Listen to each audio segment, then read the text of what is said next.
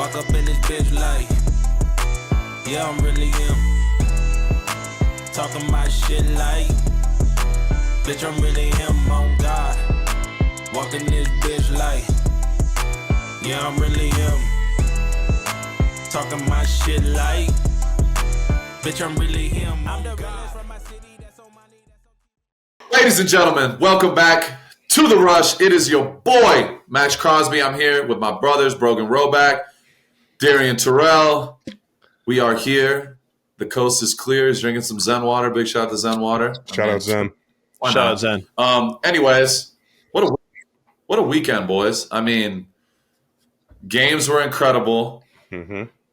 I mean, UFC was incredible. NBA basketball was incredible. It's been, sports are on fire right now. So yeah, they are. Yeah, talk to us about your weekend in LA. You were on NFL Network. You went to the UFC fights. Talk to us about that experience. Hell yeah, it was phenomenal. I think most people know this, but LA is like second home to me.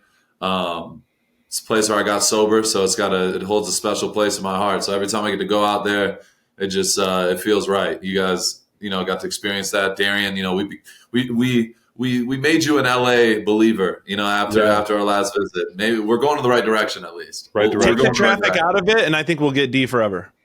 Yeah, the trap. Pause. Anyway, I love LA. Yeah, caught that one. But yeah, it was incredible, bro. Got to experience a full week as a part of the NFL Network crew. Started Friday, 3 a.m. wake up. That was I'm an early bird, but 3 a.m. is middle of the night. We started live at 5 a.m. But it was a great time. We got to spend the whole morning with those guys, and put myself in a little uncomfortable. Were you nervous? I don't know if nervous is the right word. I'd just say it's different. You know what I mean? And it's something I'm not used to. Like, obviously being on the pod with you guys, we've known each other forever. This is a different type of format, but being in a huge ass studio, completely silent, and you got to look at a certain camera and you got to be on point. You know what I mean? Everything it's live. So you got to be I was hoping you were going to Ron Burgundy at 1,000%. Just have someone throw something on the teleprompter. Absolutely. But like, I read everything that's on the teleprompter. Crazy shit out there to start the segment. No, but it was, I'm Maxx Crosby. The children, you remember? The children. I should have done that, but no, it was incredible, bro. And Saturday and Sunday, I got to work with, Mooch, Gerald McCoy, Kurt Warner, legend, Rich Eisen, legend, a ton of legends. So it was different. I feel like every day I got more and more comfortable. Feel like I was getting coached up the whole time too. Like there's a guy behind, team behind the scenes that teach me, hey, make sure you're leaning up, make sure you're, having eye contact with this camera, make sure you're just yourself 100%. So it was dope. Like being an athlete, you love being coached, you need to be coached. And like, for me, it was dope being there and just growing every single day. So I thoroughly enjoyed the whole experience. The NFL headquarters out in Inglewood is insane. It's top notch. And it was an absolute blast. And, not going to sit here and act like it didn't happen. I'll just give myself a little tap on the shoulder, but I'm 4-0 on my picks. Obviously I took some heat prior to the games, transpiring, but, the Lions fans were upset with me, thought I'm trolling. I broke it down to what I thought was going to happen, and it happened. So, big shout out to me for that. And then the Bills, big shout out to me, the Bills. Josh Allen, we talked about it. It happened. So I was fired up about that. I'm competitive, so I wanted to be right about those, and we were. So, but overall, it was an incredible experience. Saturday, got to go to the UFC. I got to take Chris with me. Y'all know Chris. We felt the best. How was it in there? Bro, electric. It looks so sick. Bro, what? At Intuit Dome. Shout out Steve Ballmer. Shout out to the Clippers. You already know. I got a ton of love for y'all. But it was in that stadium. The shit was rocking in there. And, I got to spend the time with them. Me and Dana and Hunter Campbell, all of us got to chop it up a ton. Hasbulla was right in between us. He didn't say one single word, but he was chilling. Was he sitting on a special chair or was he just standing on the seat? I've seen you in the background behind Dana. Yeah, I In was that right picture. behind Dana and Hasbullah and Hunter. So we had like a triangle, and Hasbullah was just locked in because two of his Rushman boys were fighting.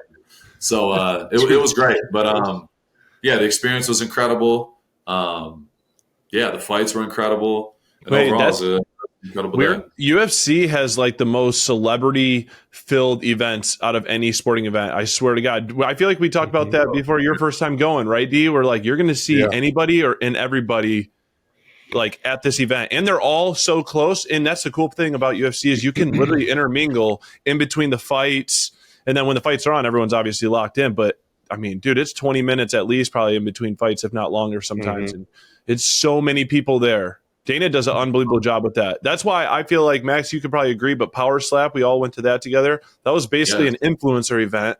And like, it's smart though. I mean, that's why it's getting the most views and stuff, I think, on TikTok. But it's just crazy how Dana is very good at getting with the younger crowd, getting with what's in the influencers. Then he still has like Mel Gibson and, you know, top of the line Jelly Roll, guys like that still coming to fights. Mark Wahlberg. I mean, shit. He has it all.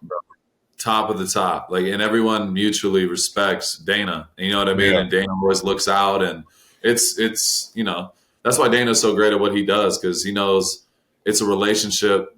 You know, business is done by relationships. You know what I mean? The money is just a byproduct of that, but it's all about relationships and building, you know, daily. So that's why I relate with him so well. I feel like he's a gangster, bro. He gets the job done. And bro, like you said, like I'm sitting next to Peter Berg, one of the best Hollywood producers, one of the best producers in the world. Like he did Friday Night Lights with Boobie Miles. Like he does his show American. I don't know how to pronounce it. American Prime. Have you seen that Primeval? American Primeval. Yeah. Whatever the fuck it is. I just finished it. That shit was fire. Fire, bro. I'm about to watch it. Bro.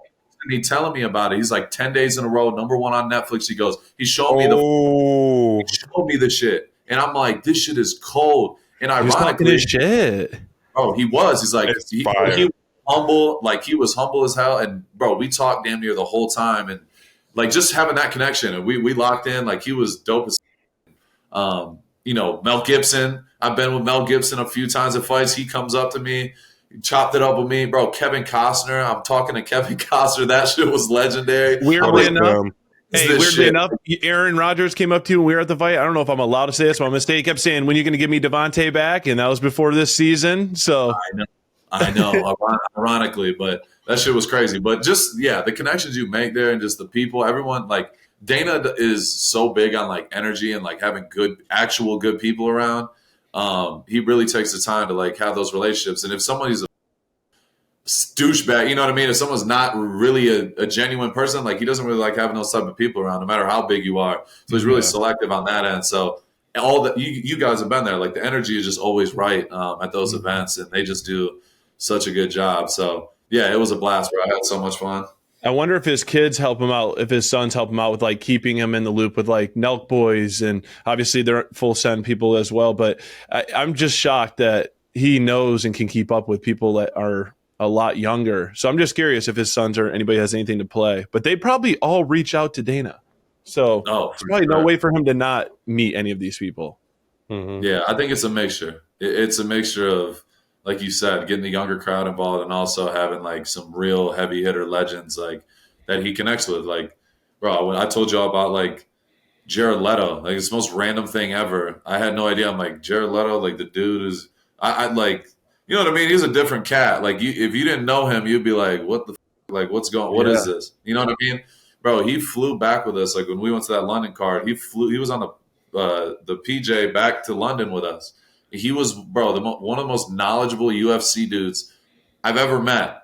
Mm-hmm. And he was kicking it with us. This is a 12-hour flight. He's sitting there chopping it up, knows all the fighters, blah, blah, blah, blah. I'm like, I would have never known that. If I just knew, you know, from Jared Leto from afar, you'd never know. But, like, that's such a Dana thing. Like, Dana's cool as shit with him. He's like, yeah, hop on the plane with us back. He's like, I know you're going back to Vegas. So it was like, it's like a simulation. I can't even describe some of the shit, but it's just like, what the hell? But yeah, kudos to Dana. Kudos to Hunter Campbell too. Like Hunter doesn't get all the flowers, and I know he likes staying off the grid and behind the scenes, but like Hunter Campbell as well at the UFC, one of the coolest dudes, period. And that dude's a legend as well. He's a big part of what the UFC has going on for sure. You hear a lot of the fighters shout him out. I feel like as much, if not sometimes more than Dana, because I feel like he's obviously face to face with them probably, but everyone seems to love him.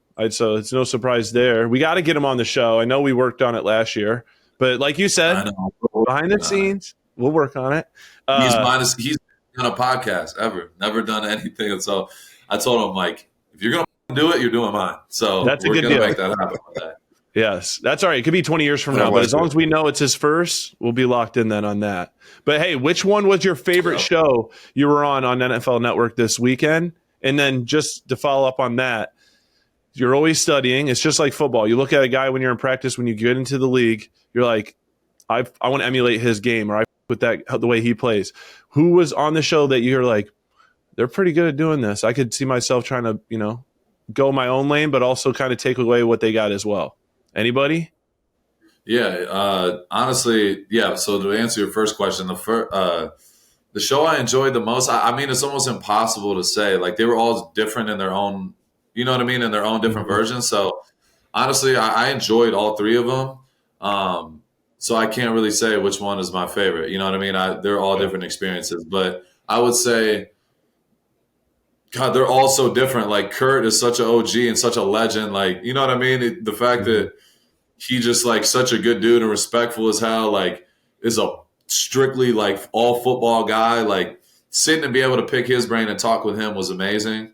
He was right next to me on the stage, so, like, we would chop it up a ton. I mean, me and Rich have been cool for years now. Rich Eisen, he's one of the best dudes out there. Gerald McCoy was my teammate, so, like, he's like my big brother. You know what I mean? Like, him and Darian would get along very well. You've met him too, right? He was like, seeing him transition was pretty cool, because I've never watched him on the broadcast or anything, but since you were on, I had it on all day. But seeing Gerald McCoy, he was such a elite talent in the league when he played, to then being able to transition, and it's like some is forced and some are not. He authentically belonged in that chair, and he did a good job. So that was cool to see. No, absolutely. Yeah. He kills it. They all were so good. And obviously, like, Mooch, Steve Mariucci, I would say, like, you talk about energy, like, you talk about motivation, like, the dude, we got to get a fact check on what his age is, but I would say he's in his, I don't want to blow this and say I feel like it's got to be 60 something. I was going to say, he's born in 1955. He's 69. What? 69. He's almost 70. Bro, that dude has more. I was going to say, it seemed like his energy was like he's our age. Bro, more energy, the goofiest, funniest motherfucker. Bro, he was cool as hell. And I truly enjoy being around him too. He's hilarious. And, like, you talk about, like, breaking balls and talking shit, like, he was like that with everybody. It was hilarious. And obviously, Colleen Wolfe, Cynthia Freeland, I've done their interviews before. I've been around them a ton, just being in the NFL and stuff like that. They're always fun as hell to be around, and the vibes are always great. So just the whole environment was incredible. So does Kurt have a makeup finger still on his hand? Did you notice at all? I don't know. I didn't even look at it. I didn't get to catch that. So, like, weird quick story, but in college I went to used to go to this quarterback coach, and we went through at Kurt Warner's house, and he had a field in his backyard. So there was, like, dude, it was Mark Andrews, it was like Travis, whatever his name is, he was a quarterback at Oklahoma for Baker, but Trevor Knight and a bunch of other guys. Trevor Knight, and it was like a bunch of other guys, and we went in there, and he had a full basketball court, indoors, outdoors, and we're all like, hey, let's jump in his pool. So we all just get down in our tights, not even 2 minutes later, Kurt comes out and he says, he's like, nice workout, fellas, my wife's inside, I'm gonna need you guys to get up out of the pool here. Because we were all just jumping in our tights. We're like, all right, we overstayed our welcome, we got out. But he was honestly super cool. But the reason I say that is every time he was coaching for football, I could not stop staring at his finger, kind of like a Baldy. Yeah, Baldy's fingers are crazy. Yeah, Baldy's fingers are nuts. He's different. So I've been searching forever for a protein shake with clean ingredients that actually taste good. I got introduced to Slate protein drinks by my brother, Dana White, and I was hooked immediately. Slate is hands down the best protein shake on the market. It tastes incredible. All of the flavors are incredible, but I can't stop drinking the French vanilla. which legit tastes like melted ice cream. What I eat can have huge effects on my performance, so I'm always paying attention to what I'm putting in my body. Each can of Slate has 20 grams of protein, 100 calories, and only 1 gram of sugar. I drink 2 of them actually after every workout, and I drink 2 every single morning. And that is not a lie. I know I'm an investor and I know I'm part of the team, but I'm telling you the truth because Slate is a part of my everyday routine. Plus, it's made with no artificial ingredients. That means no artificial sweeteners or flavors. I drink Slate every single day, and now my teammates are drinking it as well. If you're looking for a pick-me-up, Slate has a line of high-protein iced coffees that have 20 grams of protein plus as much caffeine as 2 cups of coffee. I mean, it's a double whammy. Unbelievable. Start your day the right way. Sometimes, instead of the coffee, I'll grab the mocha latte to get extra protein in the morning. You can find Slate everywhere at retailers nationwide, including Walmart, Target, Kroger, Safeway, and Albertsons. Looking to get Slate delivered directly to your door? Get 15% off your order on slatemilk.com with code RUSHPOD. That's RUSHPOD.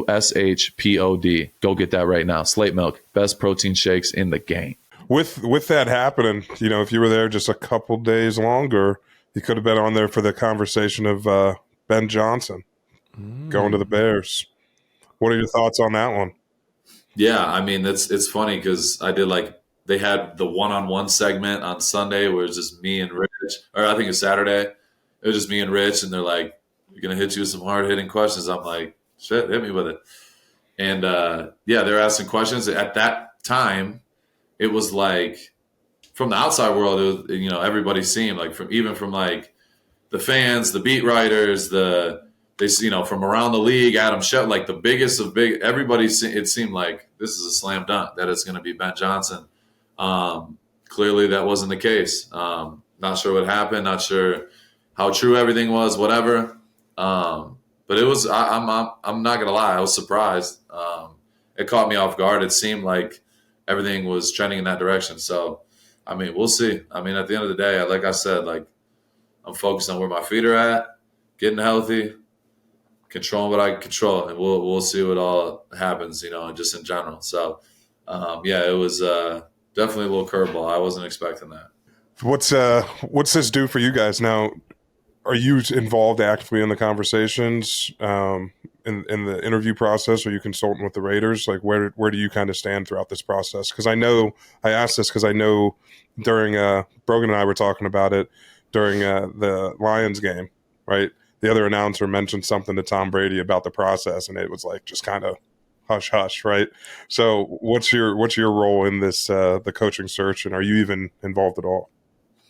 I mean, I'm not, obviously like I talked about, in the years past, I've been very vocal. You know what I mean? I feel like the team, just the relationships I have in the building, from old Raiders to current, staff members, organization, front office, I have relationships with everybody, and it's not I'm trying to wiggle my way into being the owner of the team right now. I'm a player right now, so that's all that matters. Is being a player, but I do care. You know what I mean? At the end of the day, I feel like I've earned the right to have my opinion be heard. Whether they take it into consideration or not, that's on them. So for me, bro, all I want to do is win. Everybody knows that. Everyone knows how much I care. Some fans and some people will be like, "Shut the hell up, just play football." You don't understand what I bring to the table. You know what I mean? You only know what you see. At the end of the day, bro, y'all know y'all know everything. You know what I mean? I really give the shirt off my back to anybody, and all I care about is winning. And I've been wanting to win here, and it's you guys the people don't understand. So I get it. The fans are gonna have their opinions, and that's okay. But at the end of the day, no, I'm not in there asking questions to the head coach and in the interview, but I always like to know, to be updated. I have, I know a lot of people, and have trusted people I know. And at the end of the day, I just want what's best for the organization. And sometimes sometimes I might be right. Sometimes I might be wrong. Some people might not like what I say. At the end of the day, my intentions and my heart are in the right place. And that's truly all that matters. And On top of that, what I bring to the table and what my value is at this current moment is being the best player and leader I could possibly be. You know what I mean? And my production and all that speaks for itself. I don't even have to get into that. And my teammates vote me the hardest worker and a captain every single year. And that means more than anything. You know what I mean? So people can have their opinions and, oh, he's only cares about himself. Oh, he just wants this and da-da-da-da-da. It's like, no, like, bro, I feel like that part is misconstrued at times. You know what I mean? The higher you go, the harder they're going to try to bring you down. And for me, like, my personality, like, it only makes me go harder. And I really don't give a fuck at the end of the day. Like, I'm here to win, and I know I'm a winner. So football is the ultimate team sport. We're going to see how it plays out and what happens in the near future. But like we talked about, like, there's a lot of things that are going to be discussed. And for me, it's just right now I'm focused on my rehab and getting back to 100%. So today, week 5, the first time I stepped and walked. So I'm in a new boot. Hey, yeah, junkie. Nice. That's my junk. But anyway, I can walk. Shout out Sacks. It's a little, shout out Sacks. But like, yeah, it feels weird. I'm not going to lie. It's a little painful at first, a little uncomfortable, but now I'm walking a little bit more pep in my step. It's getting better by the hour. So we're going in the right direction. It takes balls to sack a quarterback. It takes Sax underwear to support your balls. I've teamed up with Sax as their newest ambassador to bring you game-changing underwear. Sax underwear is versatile and comfortable. I wear it to train, hang out, and even sleep. They've got a pair for everything, and it allows me to be limitless every day.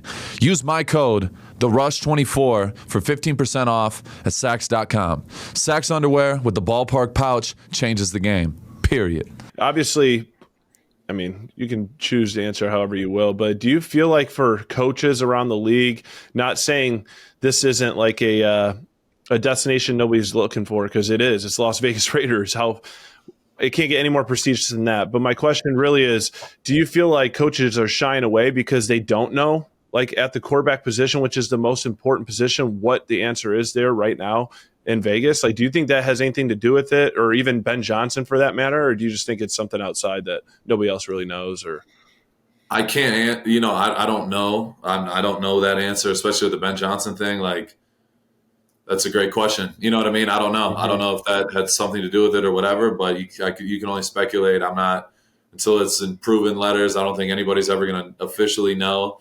He's a very close to the book person as well. You know what I mean? So, like, I feel like nobody will really ever have the true answer. But at the end of the day, we're going to see what happens, bro. Like, obviously, like, the thing about Las Vegas, it's not only, in my opinion, the greatest city in the world. Like, legitimately, I think it's the best of the best. Yeah. For everything. You have every fight here, every celebrity, every person, influential people, business. Everybody wants to be in Vegas. You have no state income tax. You have a beautiful brand new stadium. You have not only, the Raiders here now, the A's are coming. The NBA team is going to eventually come here. There's so many benefits of being in Vegas. It just got to be done right. And you got to have the right people with the right mindset and a winning mindset and a winning culture established. So it's impossible to do that with, turnover constantly. Like that's been proven. That's for the beginning of time. So I know they're going to try to find the right person for this job, and we'll see what happens. Like, that's really all I can say. Sure. You know what I mean? We'll see what happens and how it shakes out. But it's just, at this point, it's a waiting game. We're going to see how it all plays out and then move from there. Hell yeah. Good. Well, wrapping up everything that we were talking about with UNLA, NFL Network, that was pretty cool. You did a great job. I know you don't need anybody to give you your props, but I thought it did. For your first iteration, there's a lot of people that get up there and fail, and social media was even on your side, which is tough to win over these days. So nicely done. That was cool. Hope to see that shit more often. Yeah. Thank you, boys. I got work to do, for sure. I definitely – I was sitting there, I'm breaking down my clips. I'm like, me, I'm trying to get it to be the best at it, so I'm all in. So, yeah, that's the thing. And I'm not trying to cut you off, Darren, but, like, my reasoning of doing that is, like, y'all know me, bro. Like, whatever I'm doing, like, I'm trying to be the best. And when I'm done playing, like, I'm trying to run that shit up even when I'm done. You know what I mean? And run it till I'm not. I talked to you As about the you Dana should. White. Like, that's what I'm trying to do. Like, I'm not trying to just, all right, I'm gonna just end football and you never hear from me. Like, no, like I'm really trying to be iconic in this shit. Like, this is what I do it for. I'm gonna go all in. You got one life, and yeah, that's really what it is. I'm just trying to be the best and put myself in those uncomfortable situations. That's the only way you can grow. Let's dive headfirst into NFL playoffs. All right. We're going to start it off with Rams, Eagles. What are our thoughts on that game? Rams came out swinging. It wasn't a steamrolling, routing game like everybody thought it was going to be. What was your biggest takeaway from this game? And second of all, does Saquon Barkley's performance put him up there in the top candidate of the MVP race? I was rooting for the Rams. I really, really was. I wanted to see another Stafford run. So that kind of sucked, right? But I thought he played unbelievably well, especially in the cold. A lot of people, I feel like, have knocked Stafford over the years in only ways of that he can't throw outside or doesn't do well in cold weather. Well, it was fucking snowing. Jalen didn't even throw for 140 yards, and he went out there and threw over 300 and was throwing it around. So tough game. I mean, the Eagles did what they had to do, man. They controlled it up at the front, and I think that's what happened at the end of the game. You saw where they kind of took over there. But Saquon should 100% be in the top 3. I don't think he wins it. We already know why he won't win it. But, yeah, unbelievable performance by him. If they keep riding him into the playoffs, then they're going to be 100% You put him neck and neck like to the other 2 MVP yards. candidates. Like, who's most valuable to their team? That mother right there is Josh Allen too. But yes, I agree. That's the way they should look at it. Like if you take Josh off the Bills, they're sorry. They probably, I mean, I don't want to say sorry, but they're probably not even maybe in the playoffs, to be quite frank with you. So you take him off. If Eagles, they've been in the playoffs. They just added Saquon, but Saquon, to your point, could be that missing piece that they could finally win a Super Bowl with. So I guess we'll see. Facts. No, you're spot on, bro. Yeah, honestly, I predicted that the Eagles were going to win. So I wanted, deep down, just a competitor. I mean, like, yeah, I want to be undefeated, but deep down, I was like, I want the Rams to win. Because I'm a Stafford. I think everyone knows this. I'm a diehard Stafford guy. The reason I am is he was, I'm a Lions fan growing up, so I got to watch Stafford literally develop and grow as a player. And at that time, he wasn't as respected as he is now. Yeah. And I always thought he was so cold. You know what I mean? I've always been a huge fan of his game, and I think he's one of the best to do it, period, of this generation. Yeah. He's incredible. So, yeah, deep down I was rooting for the Rams. I know Jared Verse. I know Fisk. I know those guys, the young guys. Like, they've been balling. And you got to give credit to Sean McVay. Like, I'm a huge Sean McVay fan. Like, I think he's arguably top 3, top 5 easily coaches in the league.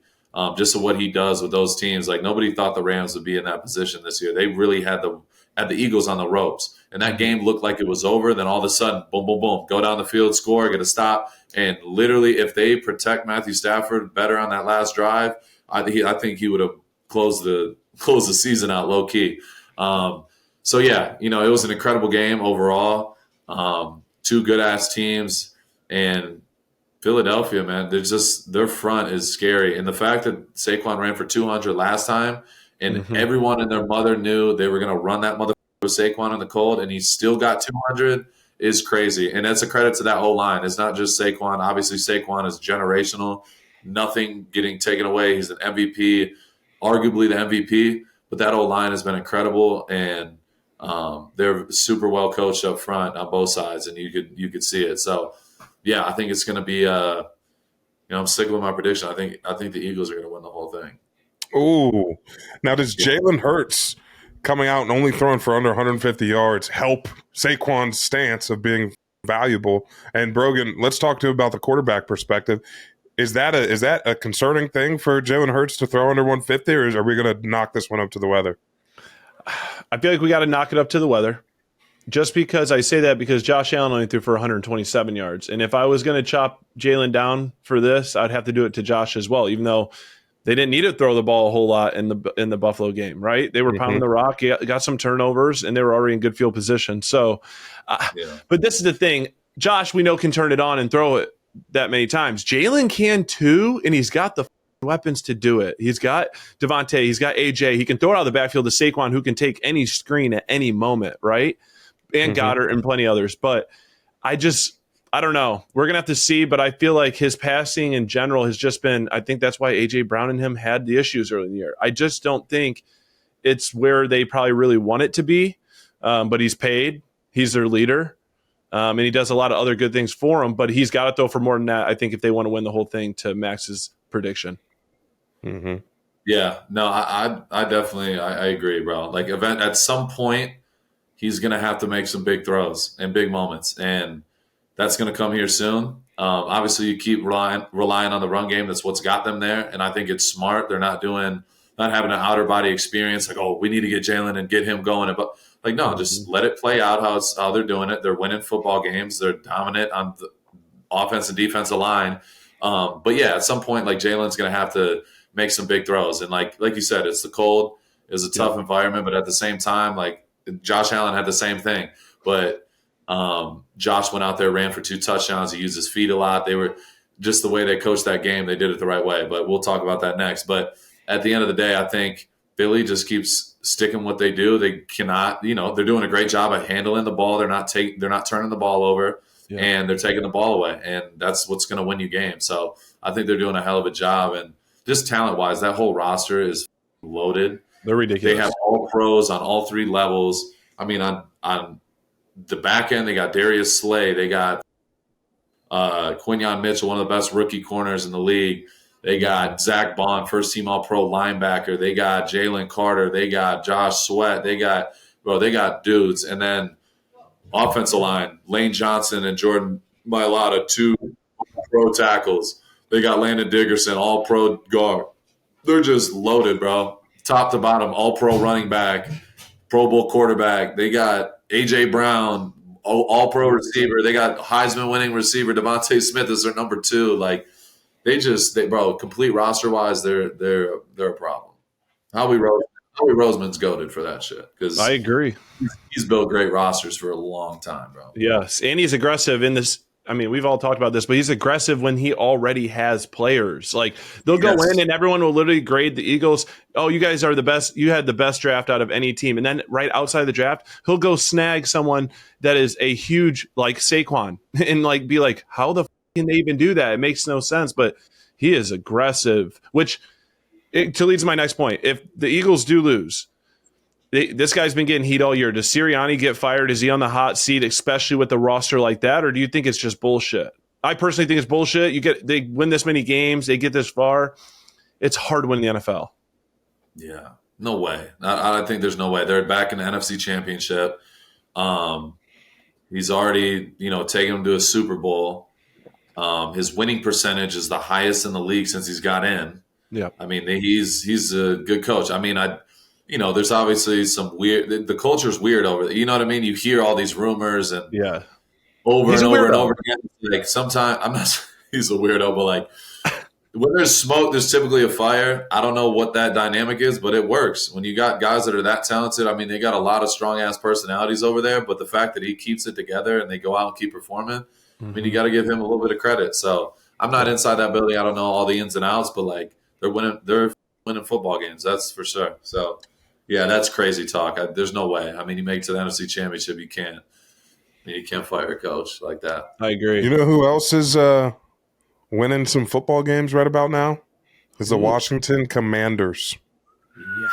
Put the hat on wrong. Who saw that coming? What? 45-31. The Lions take a beating at home.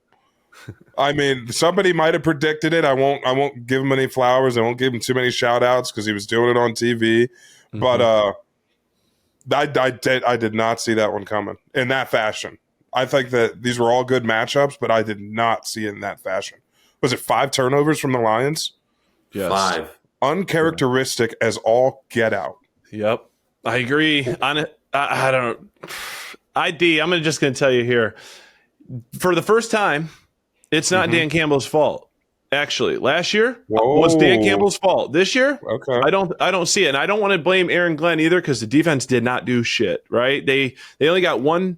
I think they only caused them to punt one time, which is also credit to the Commanders and what Jaden Daniels doing, which we'll probably get to in that. But You lose all those guys. I think injuries caught up to him. And then on top of that, Jared decided to just not have an ideal day, and it was really just more so in the crucial moments, that start the game off, they kick it out of bounds. You're already starting with great field position. You go 3 and out, and you got those plays scripted already. That's a problem. And then you go down there, he fumbles in the red zone.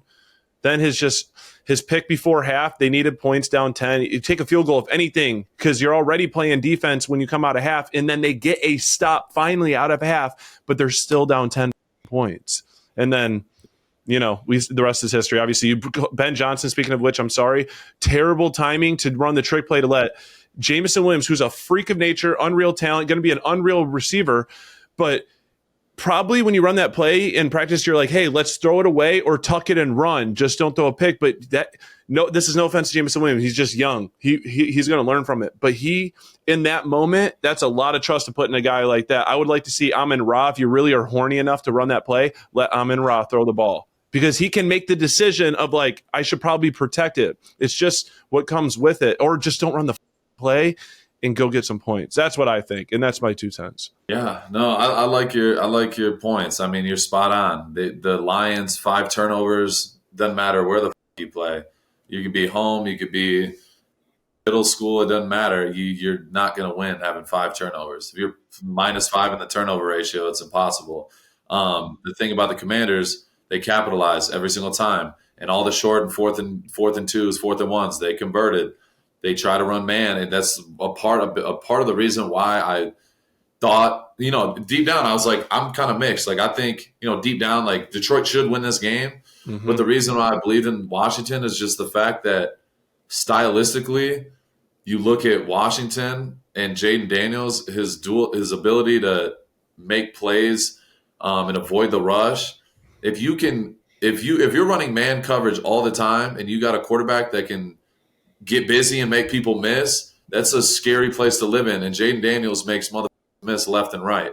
And that's exactly what people saw. You know what I mean? He was cutting up. And if your blitz is not hitting right away, there is holes in the defense. And Jaden Daniels is able to extend plays. The Lions have struggled against dual threat guys all year. And that's kind of what I saw. So but the mixture of that and Dan Quinn being the D coordinator or being the head coach, but also the defensive play caller, Dan Quinn's one of the best defensive coordinators in football. He was going to have a plan. He was going to dial up explosive plays, get pressure on Goff, and they did that. And they caused a bunch of turnovers. And also, nobody talks about this enough, but Cliff Kingsbury, hats off to him. The fact that he's doing this with a rookie quarterback, putting up 40 balls weekly and like continuously getting better. It's like their offense is getting better every week. Mm-hmm. You've got to give a ton of credit to him for unlocking that whole offense because obviously Jane Daniels is a big part of that, but they have basically the same receivers. They basically have the same O-line. You know what I mean? It's not like everything changed. It's like the fact that you could bring in an offensive coordinator of that caliber and also Dan Quinn at being the DC, like those 2 dudes are elite at what they do. And they were ready to go, and they just capitalized off all of Detroit's mistakes. And also, the other mistake, I saw this kind of floating around and blaming this is why the Lions lost, and I thought it was hilarious. But I also do have to put a little blame on whoever made the decision. With all due respect to LiAngelo Ball, his song is a banger, Tweaker. But the fact that the biggest game, arguably in Lions history, you have Jello come out because Jello curse? They could have had Eminem. They could have had Big Sean. They could have had there's so many Detroit legends. John. I mean, there's so many Detroit legends in that big of a moment, and they bring out Jello Ball. I thought that was comical, and I saw somebody like, listen, this is why they lost. They disrespected Detroit legends by doing this. And I was like, low-key, he's got a point. And he has no ties to the Lions, so I'm not sure. Zero. That's what happened. They wanted to be first to the party. They did. They wanted to be first to the party, and they wanted to be a little trendy. Yeah. Honestly, and really quick, sorry, to close out on the Lions, I think Lions fans, we know you're tuning in for numerous reasons, but for the reason I'm going to tell you is don't be heartbroken. Let this go.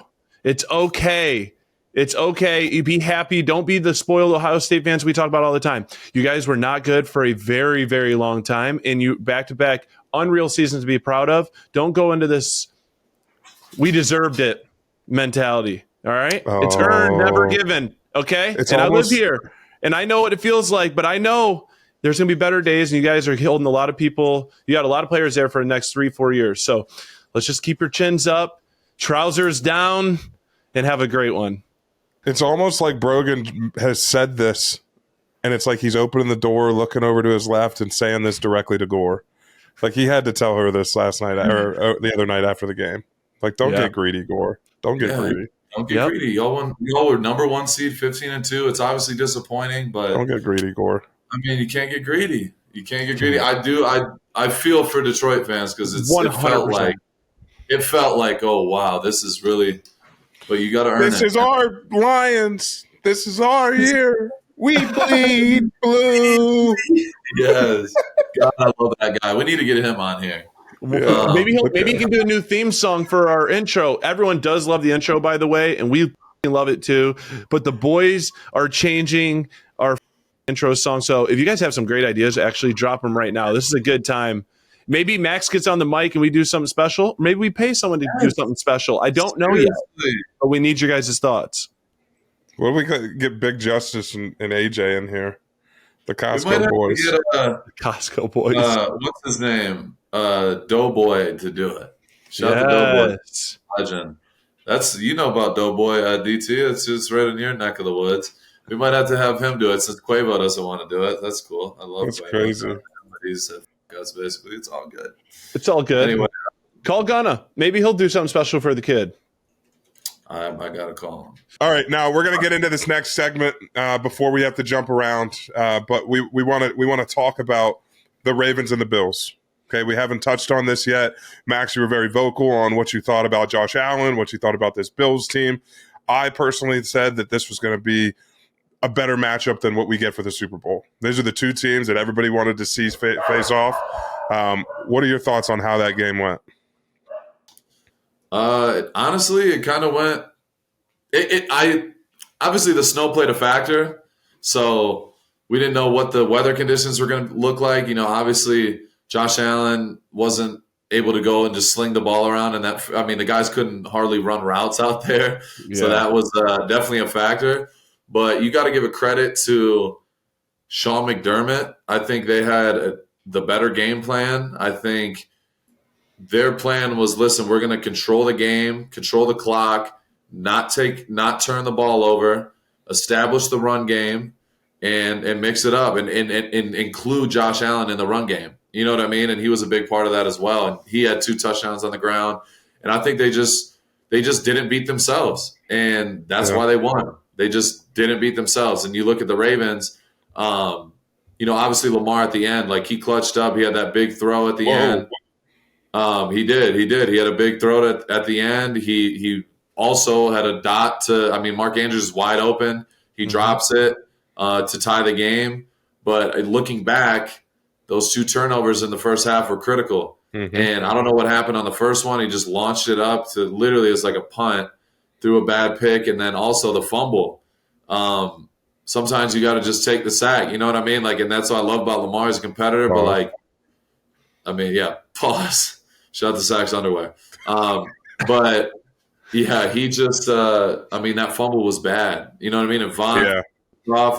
They basically gave him 14 points off both the turnovers. So it's like that, bro. The Bills just didn't beat themselves. That's why they won. And it was tough to see, bro. But that's kind of what I expected to see. I just trust Josh Allen more in those situations. And Lamar's incredible. Like he's absolutely incredible. It comes down to turnovers, especially in the playoffs. And they won that battle. Bills didn't beat themselves. The playoffs, low key. I thought Von was gone. Scooting. He was down there sliding a little bit. If he didn't have number 40 on and you just turned your TV on, just turned it on, you low-key would have thought Von didn't look very tall, like we said in our group chat, but you would have thought maybe it was like their backup running back. Von was cooking. Mm-hmm. No, he was cooking. He was moving like Thomas in that Buffalo Bills uni. Incredible. Yeah, he got hot, though. He didn't see the dude coming from the pause, but the dude come out of nowhere. I was going to say coming from the side. That's not. It's even better. He came out of nowhere, and I knew him. Like you could tell, Von did not see him coming at all. No, he got AJ hawked. Yeah.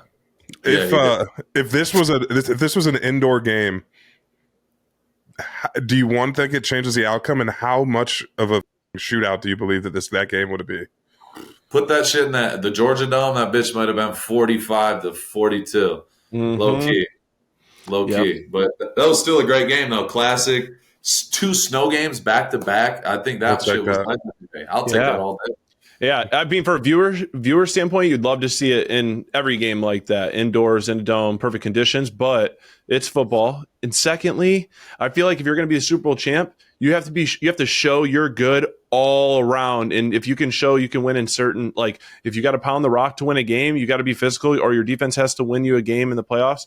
I want to see it all. Like, you know what I mean? It's kind of like a fighter. They fought a boxer or a kickboxer. They fought a jiu-jitsu guy. They fought a wrestler. I want to see it all. And then I'm like, he's a champ. They're the champ. I like that. Seen it all. I've seen it all. I've seen it all. We got 2 matchups left. 2 left in the NFL season before we're in at the Super Bowl. Okay, Bills Chiefs. Who's winning? I got Bills. I'm rocking Bills. Bills. Unanimous Bills. Yeah. I don't even know what the line is for that. It is -2 Kansas City. Oh yeah, Bills hammer that one. All right, Bills. Next up we got Eagles and Commanders. Eagles. I got Commanders. Eagles. Commanders are going to put up a fight. Philly's going to wear them down. Yeah, I'm going to root for the Commanders out loud, but money down on the Eagles. Yep. That's the best way to do it. How about you, D? Yeah. You feel a man in the suit? Over here? We need some ears. A hairy hat. Hairy hat. Talk to your designers. I'm part of the company. I'm gonna go with the Eagles. I'm gonna go with the Eagles. I think I'm gonna share the same sentiment as you, Brogan. I want the Commanders to be successful because I love the story. They were from worst to potentially in the Super Bowl. I'd love to see that. I think that the Eagles, it takes one bad day in their run game and they get bounced. I really do believe that. So I'm going Commanders. Kid, I'll do that. I'm going Bills, Commanders, Bills, Super Bowl champs. That's what I'm going with. I'm going with that. I'm going with Bills that too for the rest of the train. Yeah, I don't care who wins this game. I think the Bills are the Super Bowl champs. But I'd love to see for the Commanders' sake for them to turn it around. Wow. Yeah. Wow. Yeah. Wow. Yeah. I almost feel like you should have a pocket watch with that hat and with those predictions. I agree. It would look awesome. And pocket watch and a pipe. Yeah. Cool. By order of the Peaky Grinders. Yes. Great stuff. How about All right. So that's my prediction. The boys got Bills, Eagles, Super Bowl. I got a Bills, Commanders, Super Bowl. Either way, common denominator, Bills. Who's your Super Bowl champion? Go. Eagles. Bills, wow. Bills, Eagles. Yep. Things are about to get interesting. And they didn't put them in the colors this year for the Super Bowl theme. If everyone's back home trying to figure that out, they didn't what? You know, they have the color scheme of the Super Bowl and what year it is. And everyone guesses. Oh, I love that, D. Mm-hmm. You must pay to be colorblind. All right, let's get into our Dog of the Day segment here. Juwap, take us away.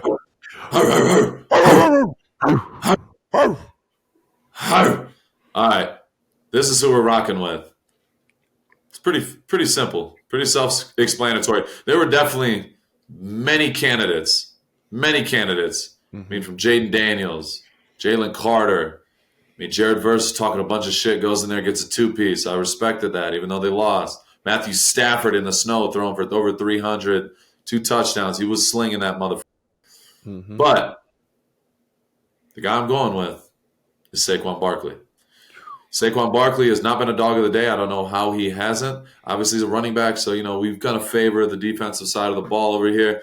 But Saquon Barkley, dude, has been unbelievable. Have one of the best seasons, period, as a running back in NFL history. He is a problem with that O-line. Makes it even more of a problem. He is a home run hitter. I haven't seen running backs hit home runs like this since I feel like I was a kid. watching Adrian Peterson, LaDainian Tomlinson, like when running backs were the shit. Yes. Seen this shit since that time, and it's nostalgic in a way. I feel like this is a beautiful time for football. You know what I mean? Just in general. Yeah. Football is at its all-time high. So it's been incredible. Dog of the day, you go against the team that you already ran for 255 against, or 256, something like that. The first time, you know damn well, in the cold, Philly is going to run the damn ball. You're going to load the box, and they couldn't do nothing about it. And he runs for 205, I believe, right? 205? Yep, correct. 205. How many touchdowns? 2 touchdowns? 2 touchdowns. 2 touchdowns. You're a dog of the day. I mean, that alone just says it. Huge game. The fact he's slapping his helmet. Bro, I saw a video of him running slow-mo from the end zone in the snow. The fans are behind him going nuts. He's like slapping his head. It looked like Blitz the League, where you have those highlights and the fans like falling over. That's what it was to me. So shout out to Saquon Barkley. You're an absolute dog, and you are this week's dog of the day. Big shout out to you, brother. Oh. And my MVP right there. Hell yeah, D. MVP. My MVP. And he had 4 catches for 30 yards on top of that, too. So I mean, he's Army knife. Production. Yeah, production. He is a problem. All right. Now let's get into Max's favorite segment. We call it the Rushman of the day. We're starting my favorite segment. You already know this. Fired up. A little biased, but it's our Rushman of the week. We got 3 of them. And this is a big honor. We don't play about this. So seeing the guys rushing at this time of the year, in my opinion, obviously it hurts a little bit. It makes it a little bittersweet. I obviously want to be on the field. I want to be in these moments, and we will be in these moments. But it's also important to give the guys their deserving shine when they're shining, because our time is coming. Watching this young guy, huge fan of him. Just actually talked to him this morning. Dude's an absolute baller. He's bold. He's like a big-ass kid, but he's a grown-ass man on the field. 4 tackles, 2 sacks, 3 TFLs, and he went into Philly talking crazy, saying how much he hates the fans, all this shit. He stood on business. He went out there, got a 2-piece, 3 TFLs. What can you say? They lost the game, unfortunately, but he stood on business. He went out there, like Juicy said, standing on business. He went out there and did that. So big shout out to Jared Verse. You are number 3 Rushman of the week. Big shout out to you, brother. Bright future ahead. Yes, he did. Got the dog game. Oh, yeah. Okay. Coming in at number 2, pretty self-explanatory. A guy that I've always thought highly of and have spoken highly of. And, I've had my opinions, but I'm just, yeah. Anyway, 5 tackles on the game, 2 sacks, 2 TFLs, pass deflection, also 3 quarterback hits. He had sack, final drive of the game, and then had a QB hit or pressure, or however you want to categorize it. But the throw that affected Stafford, and it sailed a little bit at the end to close out the game. Mm-hmm. That's why you get guys like this. That's why you pay guys like this. That's why pass rushers are paid highest next to quarterbacks, because if you got somebody taking down the quarterback, it takes quarterback off his game. So, Jalen Carter, you are an absolute savage. Mm-hmm. Yeah. Huge fan. Always been it. Even before he got drafted, I was. We had a lot of talks.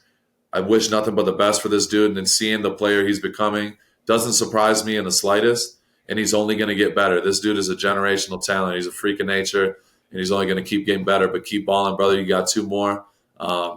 Finish the season strong. Big shout out to Jalen Carter. You're a number 2 Rushman of the week, brother. Big dogs eat. Mm-hmm. Yeah, that's like a Rottweiler. He said, mm-hmm. Mm-hmm. That's a Corso. He's a mother. He's a dog. Yeah, he's an absolute dog. But there was one guy who stood out a little bit more. Twin. As crazy as that is, there's one dude who really stood out in business. Yeah, typical. It's because he's white. Anyway. Yeah. Nice. Blue collar. He's a hustle player. He's a hustle. Blue collar. Crazy motor. Toolbox guy, Fundamental. Crazy. Yeah, fundamental. Not the most gifted talent. That's you get all those.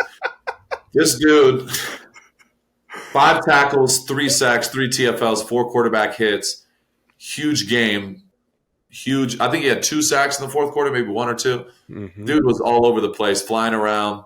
I don't know if he got it from me, but you've seen him running off doing the swimming. It's something I've done before. I'm like, okay, maybe he's in his bag a little bit. I'm like, okay, maybe he's shot out to the other blue collar, unathletic twin, exactly. Maybe it was a shutout. You never know.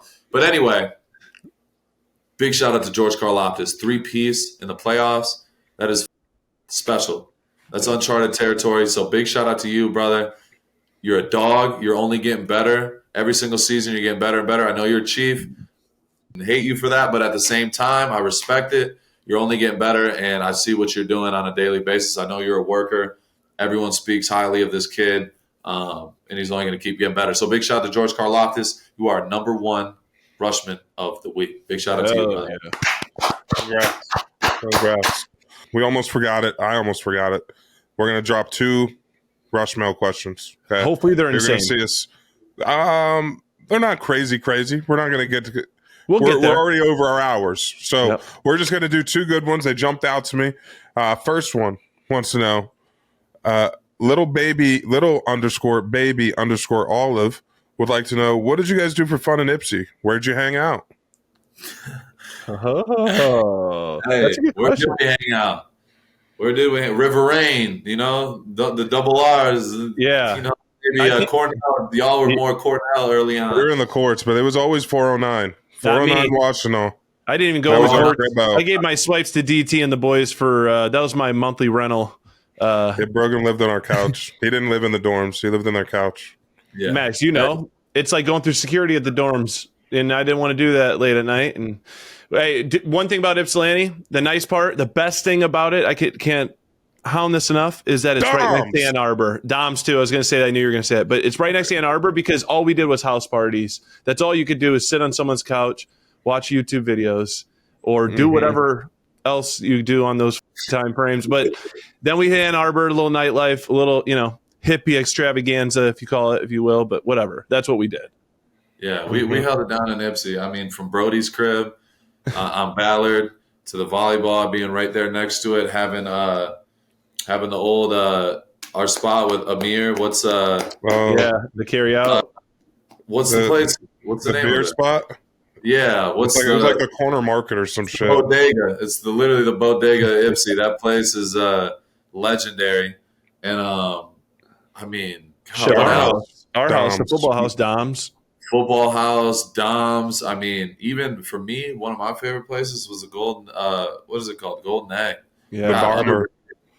Shout out the Bomber. That's a blue collar breakfast. You want to grab your lunch pail? That's where you go. That's where you go. If you're trying to put on a nice 6 pounds on a Sunday morning, that's where you're headed. So, I mean, there's so many legendary spots. I mean, the Brick Dick, obviously. I mean, your favorite. I used to wake up there every morning. It was weird. Brogan tried to climb it and sit on top to see what it felt like. Yeah, I was going to say, he free fall. Anyway. I free fall from a hot chopper. Yeah. But it's weird. The only photos they had from that, I was just... it was insane. He jumped out, tried to sit on it, and he ended up just... Yeah. All right, last one. Blaze Fatties. Shout out Blaze Fatties. I remember a lot of people's names. A lot of people jump out, but Blaze Fatties has been a true day one, so shout out to you. Give Blaze Fatties some love. Legend. Blaze Fatties wants to know, should all playoff games be played in domes nearest to the home team? No. That's not football. It's not football. Everything matters. Elements, all that is included. Facts. Period. Yeah. All right. So that was a great episode. Good segments. Great to get the Rushman back here, or the Rushmail back here in the fold. Wap, take us home. Wow. What an episode. What an episode. It's always an honor to be here with you boys. I mean, I enjoy it every single time. I mean, like we said, 2025 is going to be an incredible year. We're manifesting it. It's going to be legendary in all aspects. Life is good. Life is great. We're blessed. We got great sports going on right now. Life is good. I mean, I walked for the first time of 2025 today, which is great. We're just going in the right direction, period, across the board, elite across the board. That's what we talk about. So We love you guys. Keep liking, subscribing, commenting, and showing up. Keep hitting that subscribe button. I see it climbing. Keep hitting the subscribe button if you truly love us and are there for us. Yeah, It means the world to us. So we love you, the true fans, the day ones. We are going to keep pushing out content every single week, every single day. We don't play. We love y'all. In a pillow is where my head is about to lay. I love y'all. This is The Rush with your boy, my brother, Brogan Roback, Darren Terrell. We love y'all. Peace. Arms. Walk up in this bitch like, yeah, I'm really him.